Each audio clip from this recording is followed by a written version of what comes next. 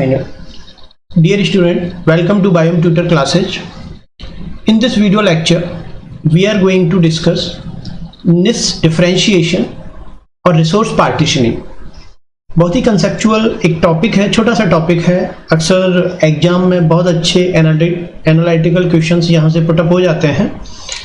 तो आज हम ये देखेंगे कि निच डिफरेंशिएशन क्या है। देखिए, ये कहानी शुरू होती है गाउस के कॉम्पिटिटिव एक्सक्लूजन प्रिंसिपल से। जैसे एक सिचुएशन है कि अगर मान लो दो स्पीसीज हैं, स्पीसीज ए और स्पीसीज बी, ये दोनों ही स्पीसीज किसी सेम रिसोर्स के लिए compete करती हैं। Same resource in the sense कि मान लो ये एक ही टाइप का फूड खाती हैं, तो दोनों के लिए वो सेम रिसोर्स हो गया। तो गाउस ये कहते हैं कि दोनों स्पीसीज जो सेम रिसोर्स के लिए compete करती हैं और एक ही एरिया में अगर वो पाई जा रही हैं, तो उनमें से एक ही स्पीसीज आगे सरवाइव करेगी। और जो सरवाइव करेगी, सपोज करो यहाँ पे स्पीसीज ए सरवाइव करती है, तो इसको हम कहेंगे सुपीरियर स्पीसीज। और जो स्पीसीज सरवाइव नहीं कर पाएगी, जो इन फ्यूचर एक्सटिंक्ट हो जाएगी धीरे धीरे, उसको कहेंगे इंफीरियर स्पीसीज। तो इन फ्यूचर उसमें एक ही स्पीसीज सरवाइव करेगी उस एरिया में, और इस प्रिंसिपल को कहते हैं हम गाउस प्रिंसिपल या कॉम्पिटिटिव एक्सक्लूजन प्रिंसिपल। बहुत ही सिंपल सा है। अब क्वेश्चन ये उठता है कि अगर एक ही एरिया में सेम रिसोर्स पे कोई भी दो स्पीसीज फाइट कर रही हैं, तो क्या उनमें से एक स्पीसीज ऑलवेज एक्सटिंक्ट हो जाएगी? तो वहां पे एक क्वेश्चन यहां पुट हो जाता है कि is it the only way to survive? इससे तो फिर हमारा बायोडाइवर्सिटी का लॉस होगा। क्यों? क्योंकि बायोडाइवर्सिटी कहता है number of different species in a particular area. एक एरिया में डिफरेंट स्पीसीज जितनी ज्यादा होंगी, बायोडाइवर्सिटी उतनी ही ज्यादा होगी। लेकिन अब पॉइंट ये उठता है कि गाउस ने ये बोल दिया कि भाई एक ही एरिया में अगर दो स्पीसीज सेम रिसोर्स के लिए लड़ रही हैं, तो उनमें से एक ही सरवाइव करेगी। इसका मतलब बायोडाइवर्सिटी किसी भी एरिया में बहुत ज्यादा नहीं पाई जाएगी। लेकिन ऐसा नहीं है। हमारे अर्थ के डिफरेंट इकोसिस्टम्स ऐसे हैं जहां पे क्लोजली रिलेटेड स्पीसीज एक ही एरिया में पाई जा रही हैं, और वो काफी लॉन्ग टाइम से उन्होंने खुद को उस कंडीशन के लिए एडॉप्ट कर लिया है। अब क्वेश्चन ये उठता है, हाउ?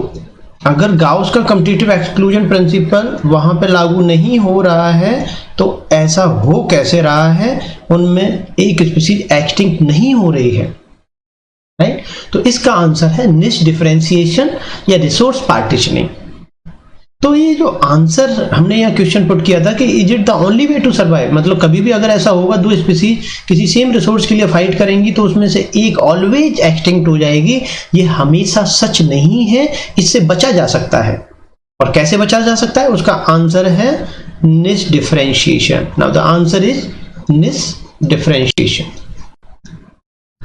या निच पार्टीशनिंग, रिसोर्स पार्टीशनिंग। अब क्वेश्चन ये उठता है कि ये निच डिफरेंशिएशन क्या है, और इसी को हम एक पर्टिकुलर टॉपिक में डिस्कस करेंगे। तो यहां तक आपको इतना तो समझ में आ गया कि निच डिफरेंशिएशन या रिसोर्स पार्टीशनिंग का जो एक कनेक्शन है कॉम्पिटिटिव एक्सक्लूजन प्रिंसिपल से, वो क्या है। थोड़ा सा अगर हम कॉम्पिटिटिव एक्सक्लूजन को ग्राफिकल वे में देखें, डायग्राम के माध्यम से समझ सकते हैं कि करिए दो स्पीसीज हैं, स्पीसीज ए और स्पीसीज बी। ये किसी एरिया में, सेम एरिया में पाई जाती हैं, और ये सपोज करो पर्टिकुलर कोई सीड खाती हैं। तो सीड का ये जो है स्मॉल साइज, ये है लार्ज साइज, राइट? तो जो स्पीसीज 2 है, ये मीडियम से लार्ज साइज इस रेंज के सीड को खाती है।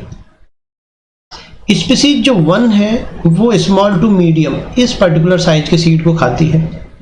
लेकिन इन दोनों स्पीसीज के बीच में एक ऐसा एरिया पाया जा रहा है जहां पे इन दोनों के बीच में ओवरलैपिंग पाई जा रही है, और ये ओवरलैपिंग एरिया ये हाईलाइट कर रहा है कि अगर कभी इनमें से किसी भी स्पीसीज ने इस साइज के सीड को खाया, तो हो सकता है दोनों स्पीसीज के बीच में कंपटीशन देखने को मिले, राइट?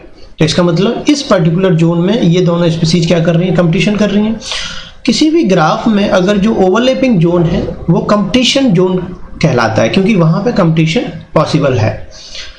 अब ये देखा गया कि जो स्पीसीज 1 है ये स्ट्रॉन्ग कंपटीटर है, जबकि स्पीसीज 2 वीक कंपटीटर है। तो धीरे धीरे स्पीसीज 2 जो है वो खुद को एडॉप्ट कर लेगी और मीडियम साइज जो है इस स्पीसीज 2 के मेंबर्स खाना थोड़ा धीरे धीरे कई जनरेशन के बाद कम कर देंगे, और सर्टेन जनरेशन के बाद जब आप इस हैबिटेट इसको ग्राफिकल रिप्रेजेंटेशन में देखोगे तो आप पाओगे कि स्पीसीज 2 ने स्पीसीज 1 से दूरी बना ली है, मतलब जो ओवरलैपिंग जोन था उसको कम कर लिया है, रिड्यूस कर लिया है, खुद का एक निश जो है, रियलाइज्ड निश जो है उसको नैरो कर लिया है।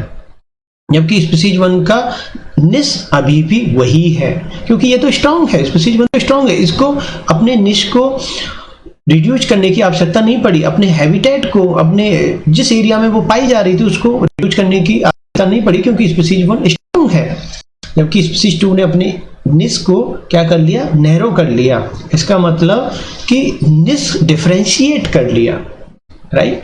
तो निश डिफरेंशिएशन से हुआ क्या कि जो स्पीसीज 2 का निश था वो नैरो हो गया। देखिए यहाँ पे चौड़ाई ज़्यादा है स्पीसीज 2 के निश की रेंज की, यहाँ आफ्टर सर्टेन जनरेशन ये चौड़ाई कम हो गई है, जिसको निश साइज कहते हैं, निश विड्थ कहते हैं, जो कि हम प्रीवियस वीडियो लेक्चर्स में जहाँ पे हमने निश इकोलॉजिकल कंसेप्ट को डिस्कस किया है वहाँ इनके कंसेप्चुअल पार्ट्स को डिस्कस किया है।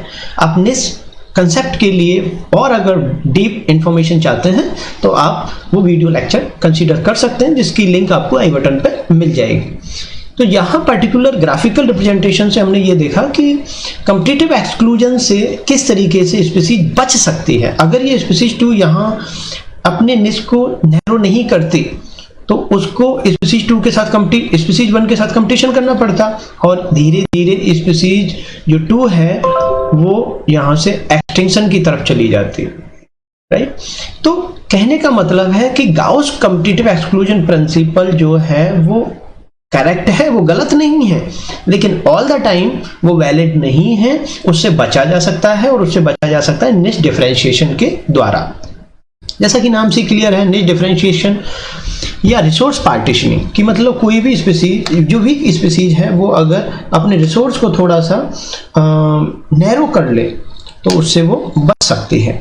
तो क्वेश्चन उठता है कि डिफरेंशिएशन जो है, निश डिफरेंशिएशन के टाइप्स क्या क्या हैं, राइट। तो अगर हम इसमें टाइप देखें तो इसमें जो पहला टाइप है वो कहलाएगा स्पेशियल, या पहले हम टेम्पोरल को ले लेते हैं, टेम्पोरल डिफरेंशिएशन, राइट। निश डिफरेंशिएशन में जो पहला टाइप है वो है टेम्पोरल डिफरेंशिएशन। देखिए टेम्पोरल डिफरेंशिएशन क्या है। टेम्पोरल डिफरेंशिएशन का मतलब होता है टाइमिंग में डिफरेंस। जैसे दो स्पीसीज हैं, जैसे स्पीसीज ए और स्पीसीज बी है, ये दोनों स्पीसीज जो हैं सेम रिसोर्स के लिए फाइट कर रही हैं। यहाँ पे जो फूड है वो सेम फूड है, मतलब सेम टाइप का फूड है, और ये सेम ही एरिया में पाई जा रही हैं। इसका मतलब इनके बीच में कंपटीशन होगा, लेकिन ये कंपटीशन से अवॉइड करना चाहती हैं। तो इन्होंने क्या किया कि जो स्पीसीज ए है इसने अपना जो फीडिंग टाइम है सपोज करो नाइट में कर लिया, कि भाई मैं जो है फूड नाइट में निकलूंगी, फूड के लिए नाइट में निकलूंगी। लेकिन जो स्पीसीज बी है सपोज करो इसने अपना जो फीडिंग टाइम है वो डे में कर लिया, तो दोनों ने अपना टाइमिंग डिफरेंट कर लिया। जब दोनों ने अपना टाइमिंग डिफरेंट कर लिया तो वो एक दूसरे के सामने compete नहीं करेंगी और वो एक ही एरिया में कोएग्जिस्ट कर सकती है। तो अगर दोनों स्पीसीज जो एक एरिया में पाई जा रही हैं और सेम फूड पे वो सर्वाइव कर रही हैं, अगर वो अपनी फीडिंग टाइम को चेंज कर लें तो कोएग्जिस्टेंस मतलब एक ही एरिया में एक साथ रहा जा सकता है। और इस तरीके का केस देखा जाता है हॉक एंड ऑल्ट में। जैसे जो बाज एंड उल्लू होता है, इन दोनों का फीडिंग पैटर्न एक ही जैसा होता है और एक ही एरिया में ये पाए जा सकते हैं। तो जो हॉक होता है वो डे में शिकार करता है और जो उल्लू होता है वो नाइट में अब शिकार पे निकलता है। तो दोनों ने अपनी फीडिंग टाइम को चेंज कर लिया, और फीडिंग टाइम को चेंज करने के द्वारा उन्होंने अपने कंपटीशन को क्या कर लिया, रिड्यूस कर लिया।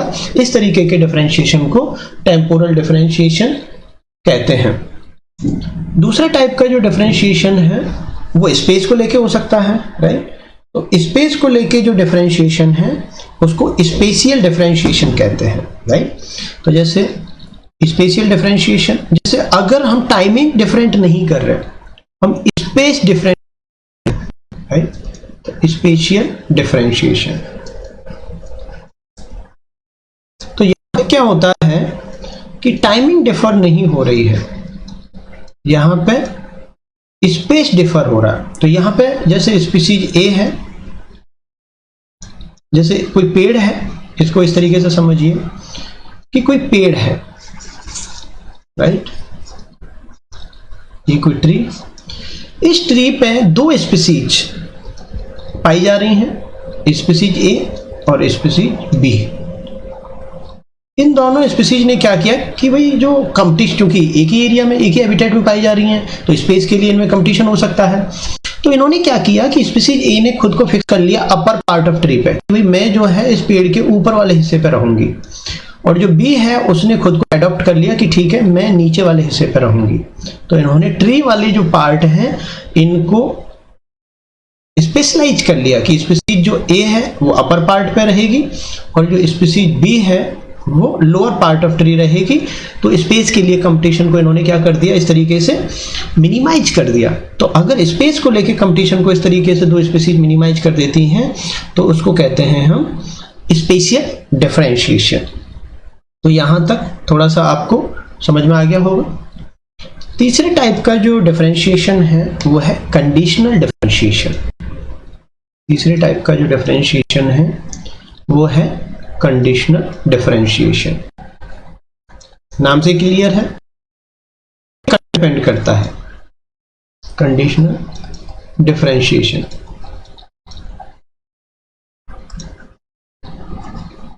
देखिए कंडीशनल डिफरेंशिएशन क्या है, ये बड़ा एक इंटरेस्टिंग पार्ट है। कंडीशनल डिफरेंशिएशन ये कहता है, इसको एक एग्जांपल से समझिए, क्योंकि इकोलॉजी जो है वो छोटे छोटे एग्जाम्पल से, जनरल एग्जाम्पल वहां पे अगर आप पुट करते हो तो वो चीजें जल्दी समझ में आती हैं। कंडीशनल डिफरेंशिएशन में क्या है कि सपोज करो दो स्पीशीज है, स्पीशीज ए, राइट, और एक दूसरी स्पीशीज है स्पीशीज बी। जो स्पीशीज ए है यहां पे देखिए दो कंडीशन है। दो कंडीशन ये है कि पहली कंडीशन, कंडीशन 1, राइट, दोनों के साथ जो कंडीशन है वो दो कंडीशंस में मैं इसको आपके सामने रखता हूं। कंडीशन 1, तो कंडीशन 1 में क्या है कि दोनों स्पीशीज को सेम सिचुएशन चाहिए ग्रोथ के लिए। जैसे दो प्लांट स्पीशीज हैं, तो कंडीशन फर्स्ट, तो कंडीशन फर्स्ट में क्या दिखा, इन दोनों स्पीशीज को कैल्शियम जो है वो ज्यादा चाहिए और जो मैग्नीशियम है वो कम चाहिए ग्रोथ के लिए। अगर इस तरीके की सेम रिक्वायरमेंट दोनों स्पीशीज की है, दो प्लांट स्पीशीज एक एरिया में पाई जा रही हैं, और कंडीशन 1 में हम क्या देख रहे हैं कि दोनों ही प्लांट स्पीशीज के लिए कैल्शियम जो है वो हाई अमाउंट में चाहिए, मैग्नीशियम लो अमाउंट में चाहिए।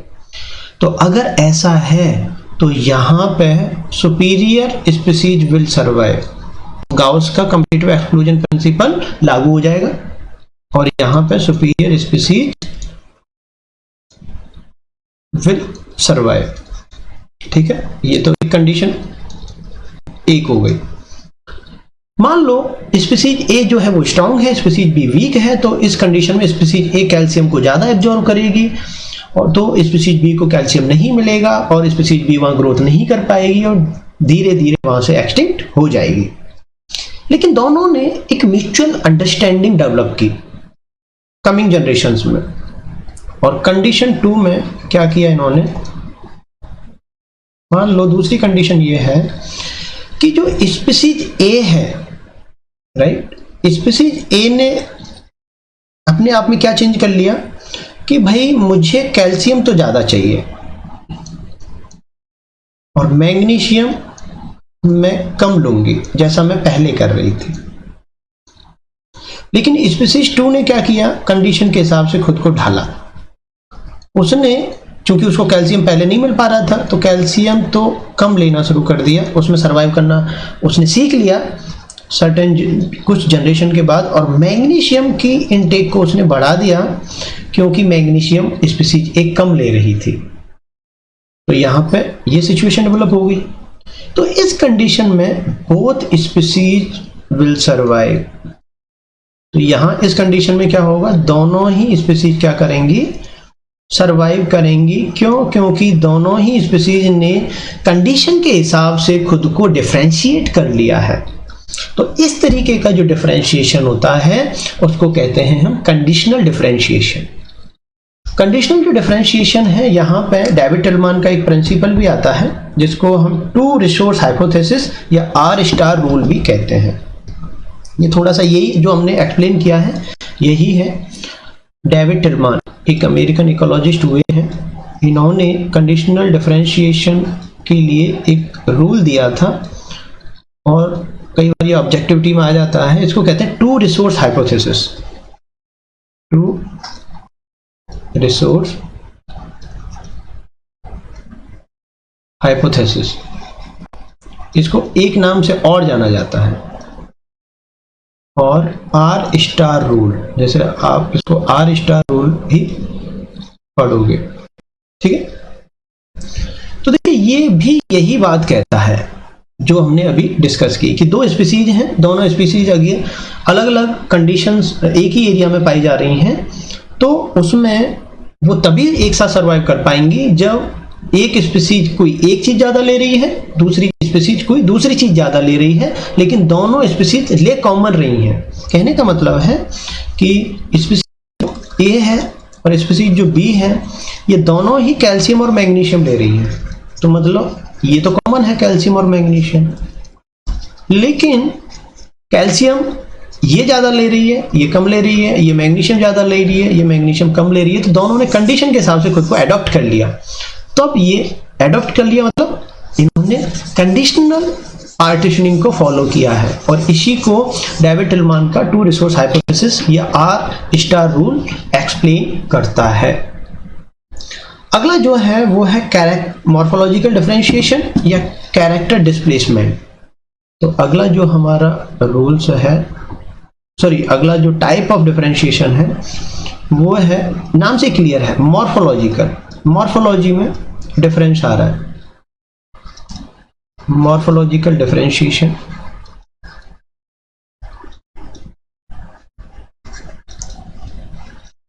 और कैरेक्टर डिस्प्लेसमेंट, इसी का दूसरा नाम है कैरेक्टर डिस्प्लेसमेंट। और ये बहुत ही सिंपल है, बट कई बार लैंग्वेज इतनी ज़्यादा थोड़ी सी कॉम्प्लिकेट होती है कि बच्चे को ये समझ में नहीं आता कि इसका मतलब क्या है, राइट। मॉर्फोलॉजिकल डिफरेंशिएशन या कैरेक्टर जो डिस्प्लेसमेंट है, इसको हम थोड़ा सा डार्विन फिंच से समझेंगे, राइट।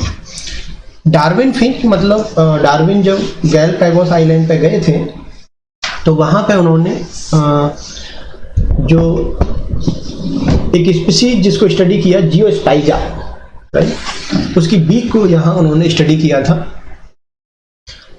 तो इन्होंने क्या देखा वहां पे डार्विन फिंच में कि गैलापागोस आइलैंड पे जैसे एक स्पीसीज है जियोस्पाइजा, जी उसका जीनस है जियोस्पाइजा, जैसे जी यहाँ पे जो लिखा हुआ है वो है जियोस्पाइजा, ठीक है। अब इस जीनस की, जियोस्पाइजा ये है जीनस, बर्ड्स है ये। तो जियोस्पाइजा जो है, जब इसको लॉस हर्मेनोस आइलैंड पे स्टडी किया गया, राइट, तो यहां ये देखा गया लॉस हर्मेनोज आइलैंड पे जियोस्पाइजा फ्यूलिजिनोसा एक स्पीसीज है, उसको स्टडी किया गया।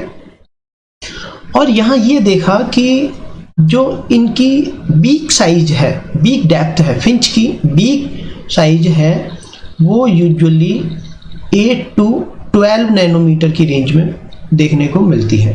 तो ये जो रेंज है ये मिलेगी आपको 8 to 12 मिलीमीटर mm। इसी जीनस की एक दूसरी स्पीसीज पाई जाती है डेफन मेजर आइलैंड पर, और उस स्पीसीज का नाम है जियोस्पाइजा फोर्टिस। जब इस स्पीसीज के बीक साइज को स्टडी किया गया तो ये देखा गया कि इस स्पीसीज का जो बीक साइज है वो है 9 to 12.5 या 12 mm। मतलब ये दोनों अपनी बीक साइज को लेके एक दूसरे पर ओवरलैप हो रहे हैं। तो अगर इन दोनों स्पीसीज का हम ग्राफिकल रिप्रेजेंटेशन करें, अगर मैं इसका एक ग्राफ बनाऊं निके का, तो कुछ ग्राफ इस तरीके से पाया जाएगा। फ्यूली जिनोसा का मान लो ये निक्स है, बिग साइज है, तो दूसरी स्पीसीज का भी इसी के ऊपर ओवरलैप करता हुआ निस मिलेगा। इसका मतलब इनमें कंपटीशन हो सकता है अगर इनको एक जगह रखा तो। क्योंकि ये दोनों अलग अलग आइलैंड पे स्टडी की गई थी और वहां की ज्योग्राफिकल कंडीशंस के कारण ये अलग अलग इवॉल्व हुई हैं, इसको कहते हैं हम एलोपैट्रिक स्पेशिएशन।